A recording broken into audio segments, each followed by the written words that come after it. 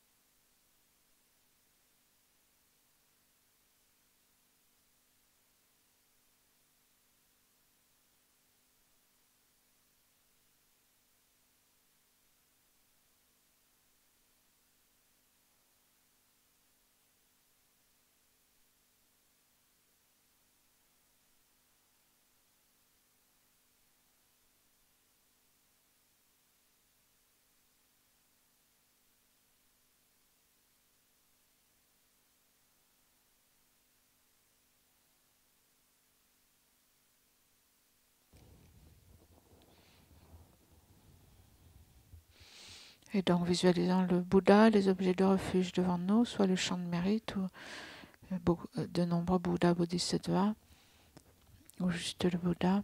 Nous prenons refuge et développons Bodhicitta. Jusqu'à l'éveil, je prends refuge dans le Bouddha, le Dharma et la communauté suprême, la Sangha. Jusqu'à l'éveil, je prends refuge dans le Bouddha, le Dharma et la communauté suprême, la Sangha. Jusqu'à l'éveil, je prends refuge dans le Bouddha, le Dharma et la communauté suprême, la Sangha. Grâce aux deux accumulations réunies par cette méditation, puisse-je devenir Bouddha pour le bien de tous les êtres. Grâce aux deux accumulations réunies par la pratique de cette méditation, puisse-je devenir Bouddha pour le bien de tous les êtres. Grâce aux deux accumulations réunies par cette pratique de la méditation, puisse-je devenir Bouddha pour le bien de tous les êtres.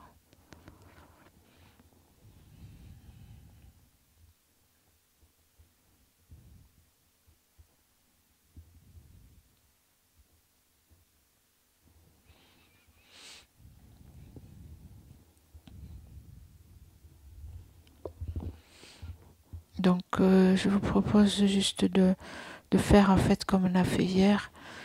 On a passé en revue les 9 exemples de la façon dont nous avons la nature de Bouddha et qu'elle est recouverte par des perturbations. Et donc, si vous vous rappelez des exemples, sinon je vais en lire un ou deux. Donc, repensez en fait à ce qui est dit dans la façon dont c'est illustré ici. Hein. Donc, l'essence de Bouddha est comme l'essence du Tathagata, le potentiel que nous avons est comme un Bouddha caché dans des fleurs de lotus pourrissantes, ou alors comme du miel qui est caché en fait par un essaim d'abeilles très agressive.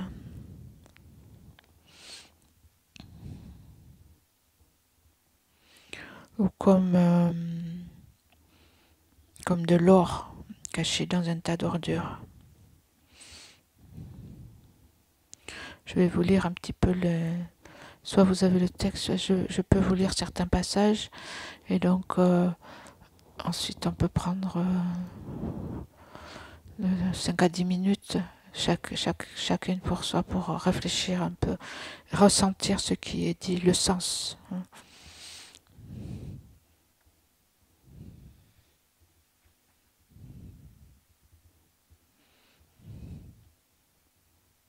Supposez qu'un voyageur ait laissé tomber un morceau d'or dans un endroit empli d'impuretés, comme une décharge remplie d'immondices. L'or serait resté là plusieurs centaines d'années, sans que ses qualités ne changent. Et un Dieu possédant des yeux divins immaculés le voit et dit à quelqu'un: il y a ici un morceau d'or pur, hautement précieux, vous devriez le nettoyer et l'utiliser comme trésor. De même, le Bouddha perçoit les qualités des êtres, noyés dans les facteurs perturbateurs pareils à des impuretés, et fait pleuvoir la pluie du Dharma sur les êtres, afin de laver ces souillures que sont les facteurs perturbateurs.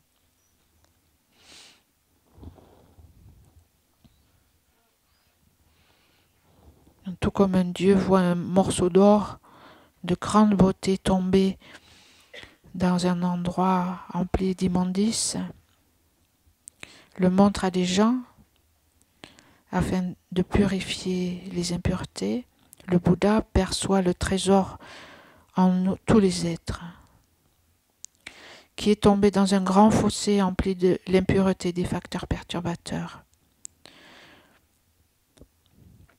Et il enseigne le dharma aux êtres afin de purifier le trésor.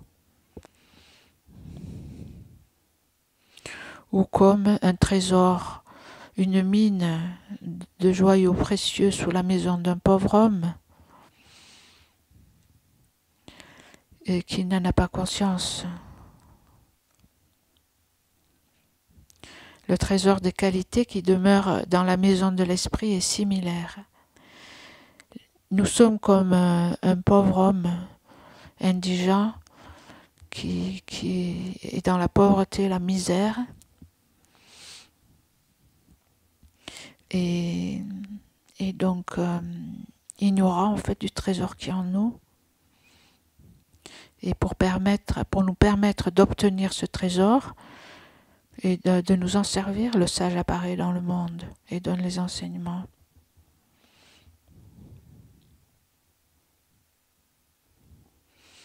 Ou alors comme une femme enceinte sans protecteur, qui est enceinte et qui est seule, abandonnée, sans protecteur, pauvre, dans un lieu non protégé. Elle porte la gloire de la royauté en elle. Donc elle a dans son ventre en fait un empereur qui est capable en fait de protéger tous les hommes. La naissance dans l'existence cyclique est comme une maison sans protection. Les êtres impurs sont comme la femme enceinte. La nature de Bouddha immaculée en eux est comme cet embryon dont l'existence leur assure protection. Tout comme la femme dont le corps est couvert d'abyssales, d'apparence pauvre et laide, endure les plus grandes difficultés dans ce lieu non protégé, alors que le roi est dans son ventre. Les êtres résidant en la demeure des douleurs, dont l'esprit est agité par le pouvoir des perturbations, s'imaginent sans protecteur, bien que de bons protecteurs résident à l'intérieur d'eux-mêmes.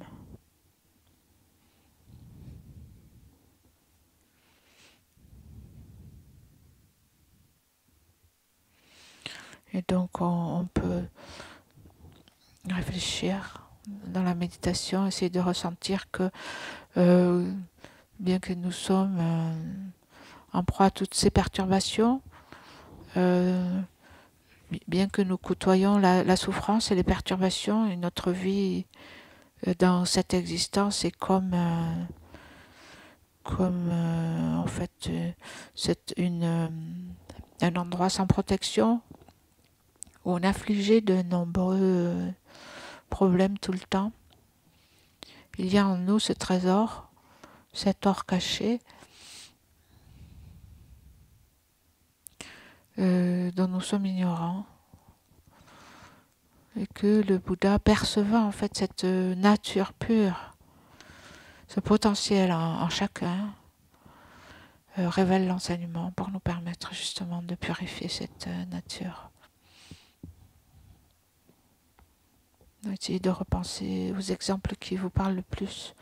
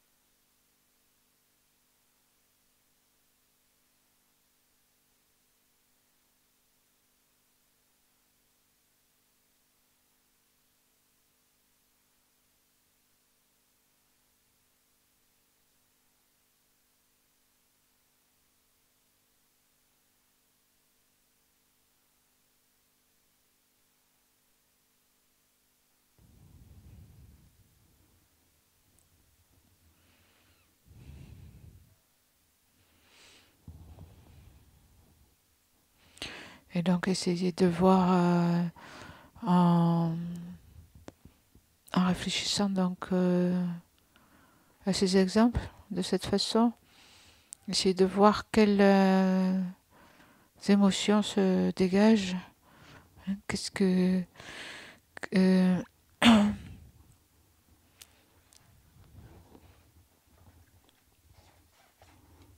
qu'est-ce qui se dégage de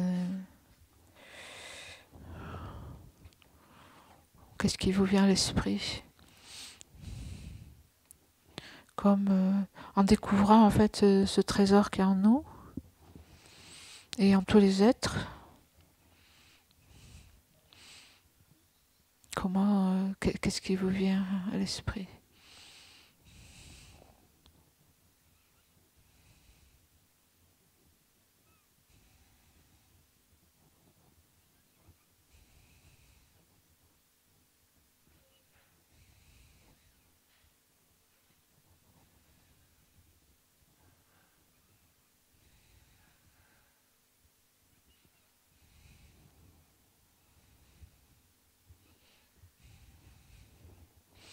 Donc quand on pense à ce potentiel de cette façon, donc on peut être rempli d'une grande joie,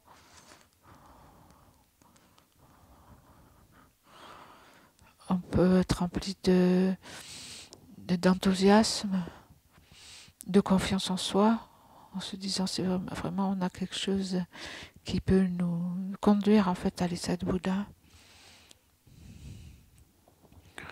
On peut voir aussi ça fait naître le respect pour tous les êtres qui ont aussi ce potentiel en eux. Et c'est quelque chose qui nous met sur la voie pour développer la sagesse, pour développer la compassion. Donc ça nous fait développer toutes ces qualités.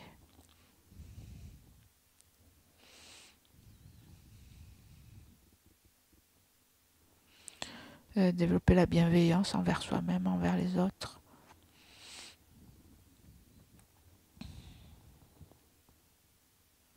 Donc essayez de voir si, pour vous-même en fait, si c'est le cas, ou qu'est-ce qui résulte en fait de cette méditation. Normalement, si on fait la méditation, la conclusion, c'est ça, c'est de développer ces états d'esprit positifs.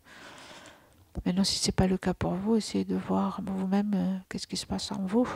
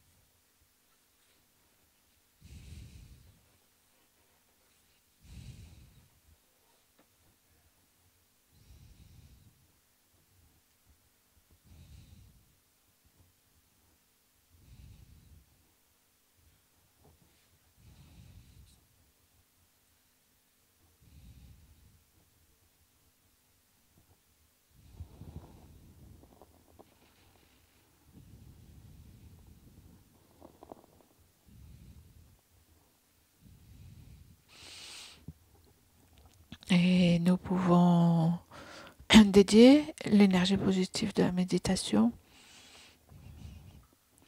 en fait, pour que nous et que tous les êtres, en fait, nous puissions tous entrer en contact, devenir conscients de ce potentiel que nous avons, que nous puisons dans ce trésor,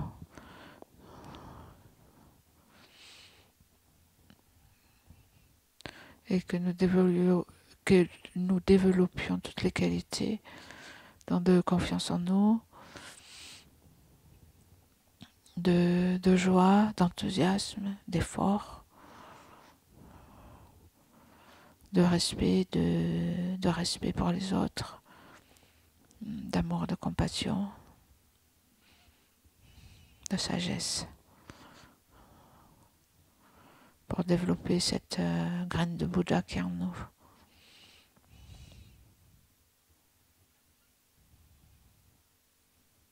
Jusqu'à l'atteinte de l'éveil.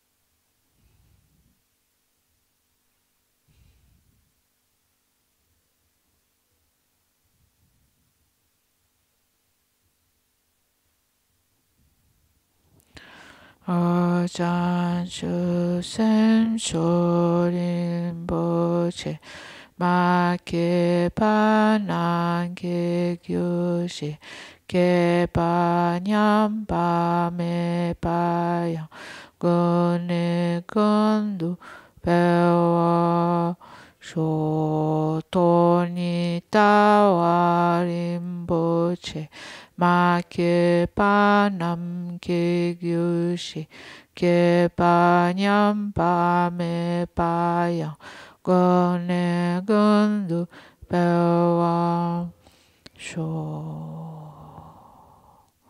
On fait l'offrande de nourriture, page 207.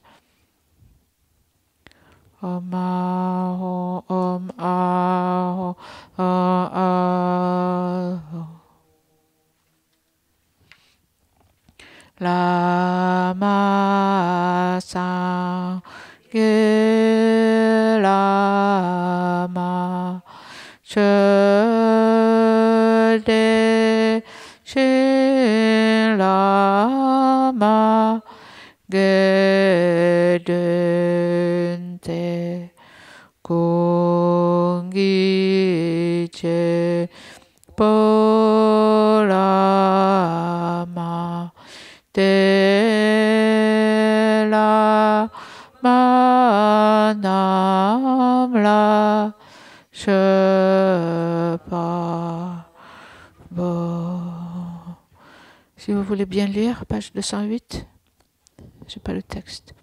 Puissions-nous, ainsi que notre entourage, dans toutes nos vies à venir, ne jamais être séparés des trois joyaux, puissions également des offrandes aux trois joyaux, et être précieux, le précieux Bouddha, refuge suprême, le précieux, et suprême, la Sangha précieuse, aux trois objets de refuge, je fais offrande.